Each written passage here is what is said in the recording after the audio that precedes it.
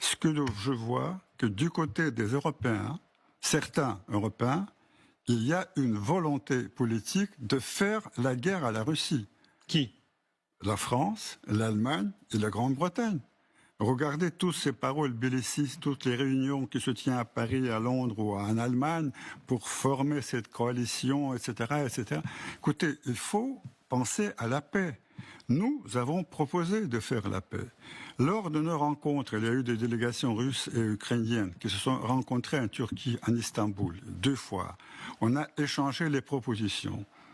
Les Ukrainiens ont rejeté nos propositions. Alexandre Orlov, pourquoi en avez-vous peur? La France, vous avez raison, veut envoyer des troupes au sol, mais ce sont des troupes de réassurance, pardon. Ce ne sont pas des troupes de combat, ce sont des troupes qui seraient là pour garantir la paix au cas où vous attaqueriez à nouveau. Et je m'empresse de dire, vous pourriez avoir vos troupes de réassurance.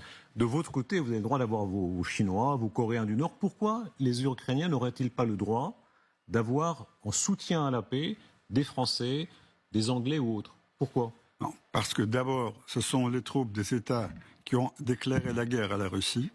Non, Deuxièmement, ce sont les troupes de l'OTAN. Et vous savez très bien... Là, c'est faux, on ne peut pas dire ça. La France n'a pas déclaré la guerre à la Russie. A lancé cette opération militaire contre l'Ukraine. Une des raisons principales était justement cette intégration latente de l'Ukraine dans l'OTAN. Et vous voulez maintenant, comme garantie de sécurité, nous proposer de mettre vos forces armées en Ukraine contre nous. Quoi qu'il en soit, ridicule.